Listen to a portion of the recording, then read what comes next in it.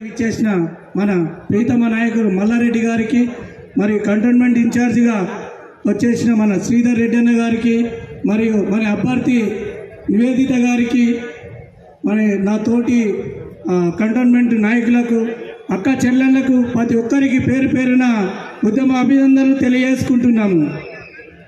మనం ఇక్కడ సమావేశం ఏర్పాటు చేసుకోవడం మహిళలందరినీ ఒక తాటికి తీసుకొచ్చి మనకు కారు గుర్తుకు ఓటు వేయాలనే ఉద్దేశంతో ఇక్కడ సమావేశం ఏర్పాటు చేయడం జరిగింది. ఇప్పుడు 10 సంవత్సరాల నుంచి కేసీఆర్ గారు ఏమేమి సంక్షేమ పథకాలు ప్రవేశపెట్టిండో, మీరు లబ్ధి ఎంతవరకు పొందారు అనేది మీ ప్రతి ఒక్కరికి తెలిసిన విషయమే. ఇప్పుడు ఏమవుతుందంటే కాంగ్రెస్ బీజేపీ నాయకులు మీరు ఓట్లు వేసిరనుకో, ఆ ఓట్లను తీసుకుపోయి కాంగ్రెస్కి అమ్ముకుంటున్నారు. కాంగ్రెస్కి ఓట్లు వేస్తే కాంగ్రెస్ నుంచి తీసుకుపోయి బీజేపీకి అమ్ముకుంటున్నారు. అంటే ఏం జరుగుతుందంటే మీ ఓట్లతోనే ఈ పార్టీలకు ఆ పార్టీలకు 10 పార్టీలు తిరుగుతున్నారు. 10 పార్టీలు తిరుగుకుండా మీ ఓట్లు వేసిన దాంతో కోట్లు సంపాదిస్తున్నారు. పైసలు లేవనుకుంటా ఎన్ని కోట్లు ఇచ్చినా మీరందరూ తీసుకోరు. అవన్నీ మీరు ఓట్లు వేసిన పైసలతోనే వాళ్ళకి డబ్బులు వచ్చినాయి. అంటే ఓట్లు వస్తేనే మీకు పైసలు పంచుతారు. అవన్నీ తీసుకొని మా నివేదిత గారికి మీ అమూల్యమైన ఓటు వేసి గెలిపించగలరు. అదేవిధంగా మన పార్లమెంట్ అభ్యర్థి రాగిడి లక్ష్మారెడ్డి గారికి కూడా మీ అమూల్యమైన ఓటు వేసి గెలిపించగలరని కోరుతున్నాము. మేము ఉద్యమకారులం. మేము ఎనీ టైం మేము టీఆర్ఎస్ కోసం పాలన ఇచ్చేందుకు సిద్ధంగా ఉన్నాం. పార్టీలు మారేటోళ్ళం కాదు. గత 25 సంవత్సరాల నుంచి కూడా ఒకటే పార్టీలు ఉంటూ ఒకటే జెండా కింద పనిచేస్తున్నాం. ఇటువంటి నాయకులకు, పార్టీలు మారే నాయకులకు బుద్ధి చెప్పాలంటే మీ మహిళలతోనే అవుతుందని మేమందరం కోరుకుంటున్నాము. ఈ అవకాశం ఇచ్చిన మా పెద్దలందరికీ అభినందనలు. Very very thank you Narasimhan. ఉద్యమ గలం తెలియజేసేందుకు చాలా చాలా ధన్యవాదాలు. అలాగే ఇప్పుడు మన వార్డ్ 6 నుంచి మరి మహిళా నేత విద్యావతి గారిని 2 నిమిషాలు మాట్లాడాల్సిందిగా కోరుతూ ఉన్నాం. స్టేజ్ పై ఉన్న మల్లారెడ్డి గారికి, బోర్డు మెంబర్లకు, మిగతా పెద్దలందరికీ పేరు పేరున నా యొక్క నమస్కారాలు తెలియజేసుకుంటున్నాను. ఈ సభకు వచ్చిన పెద్దలందరికీ నా హృదయపూర్వక ధన్యవాదాలు తెలియజేసుకుంటున్నాను. ఈ సమావేశం ఏర్పాటైంది ఎందుకో మీ అందరికీ తెలుసు, ప్రజలందరికీ, ప్రతి ఒక్కరికి. ఎందుకంటే ఈ 10 సంవత్సరాల్లో ఉన్న రాజకీయం ఎలా ఉంది, ఈ 4 నెలల్లో జరుగుతున్న రాజకీయం ఏ విధంగా ఉందో మీ అందరికీ అతి తక్కువ సమయంలోనే డిఫరెన్స్ తెలుస్తుంది. కాబట్టి మీరు ఈ రాజకీయాన్ని మీరు ఎలా అర్థం చేసుకుంటారంటే, ఈ 4 నెలలు మీకు ఏం అర్థమవుతుంది, మనకు అండగా నిలబడతారు. కాబట్టి ప్రతి ఒక్క మహిళ ఆమెకు మనం అండగా నిలబడాలని నేను కోరుకుంటున్నాను.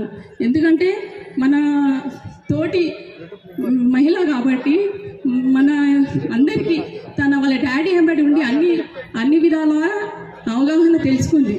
కాబట్టి ఆమె మనకు అన్ని విధాలుగా చేస్తుందని మీరు ప్రతి ఒక్క మహిళ గుర్తుపెట్టుకోవాలి. ఎందుకంటే నేను సాయన గారు ఉన్నప్పుడు కూడా నేను కొంచెం స్టేజ్ పైన మాట్లాడాను. నాకు అంతగా అనుభవం లేదు. కాబట్టి మీరు ఇలానే ప్రాక్టీస్ చేసి ఇలానే వస్తుంటే మీరు కూడా పైకి వస్తారు అని నాకు ఎన్నో మంచి విషయాలు చెప్పాడు. కాబట్టి ఆయన మరవలేను. ఈ విధంగా నాకు అవకాశం ఇచ్చిన సభకు థ్యాంక్ యూ, నమస్కారం. గట్టిగా చెప్పండమ్మా. విద్యావతి గారికి ధన్యవాదాలు తెలియజేస్తూ మరి ఇప్పుడు మనం ఉన్నాం. కూర్చోవాలి. ఎక్కడెక్కడైతే మీరు నిల్చున్నారో దయచేసి కూర్చోవాలి. మన తెలంగాణ వేదిక మీద ఉన్నటువంటి మాజీ మంత్రివర్యులు మల్లారెడ్డి గారు, మిగతా సభలో ఉన్నటువంటి పెద్దలు, ముందున్నటువంటి సోదరీమణులందరికీ కూడా నేను హృదయపూర్వకంగా నమస్కారం తెలియజేస్తా ఉన్నాను. ఇవాళ మీ అందరికీ తెలుసు, మీ అందరి మధ్యలో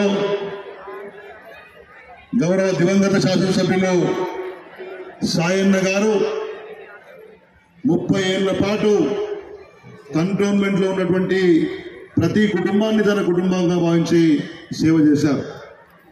మీ కష్ట సుఖాల్లో ఉన్నారు.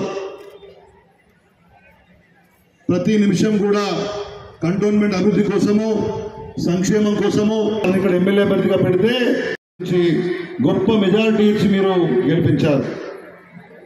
దురదృష్టం ఏంటంటే 82 రోజుల పాటు మాత్రమే ఆ సోదరి ఎమ్మెల్యేగా ఉండగలిగింది. వారు విధి వంచితురాలై అకాల మరణంతో మన మధ్య లేకుండా పోయినారు.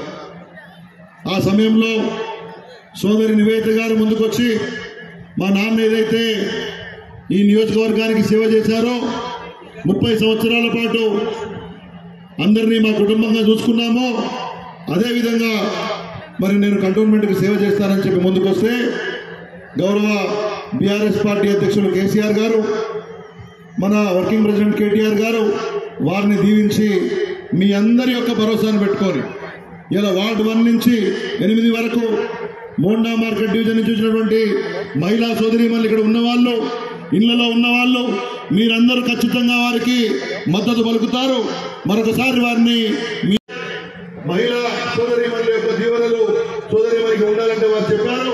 కంటోన్మెంట్ లో ఉన్న అందరినీ పిలిపించండి, మన సోదరీమణులను పిలిపియండి. మహిళా శక్తి సాక్షిగా వారి యొక్క దీవెన సాక్షిగా వారి కుటుంబాల దీవెన సాక్షిగా నివేదిత బీఆర్ఎస్ ప్రతినిధిగా కారు గుర్తు ప్రతినిధిగా పంపిద్దాం. ఎవరు మనల్ని ఆపలేరని చెప్పారు. నేను మీ అందరినీ కూడా గట్టిగా కోరుతా ఉన్నాను. మీరందరూ మీ కుటుంబాల సాక్షిగా నివేదిత గారికి మద్దతు ఇస్తున్నామని గట్టిగా చప్పట్లు కొట్టి సంఘీభావం ప్రకటించారు. అక్కడ కూర్చున్న వాళ్ళు, ఈ పక్కన కూర్చున్న వాళ్ళు, ఆ చివర కూర్చున్న వాళ్ళు గట్టిగా చప్పట్లు కొట్టాలి. జై తెలంగాణ! నివేదిత గారి కారు గుర్తుకే, నివేదిత గారి కారు గుర్తుకే, నివేదిత గారి కారు గుర్తుకే. Thank you. అదే సమయంలో ఇవాళ కాంగ్రెస్ పార్టీ అభ్యర్థి ఉన్నారు. ఎక్కడి నుంచి వచ్చాడు? పూటకో పార్టీ, నెలకో గుర్తు, మాసానికో కండువా, రోజుకో మాట. ఎవరి మీద పోటీ పెట్టారు? రేవంత్ రెడ్డి గారిని అడుగుతా ఉన్నాను ముఖ్యమంత్రిగా. ఇదే కంటోన్మెంట్ లో చెప్పినావు. గద్దర్ గారు తెలంగాణ సమాజానికి సేవ చేశాడు, ఆయన పేరు మీద అవార్డులు పెడతాను, ఆయన కూతుర్ని శాసనసభ్యురాలు చేస్తానని చెప్పినావు. ఆమె ఓడిపోయింది.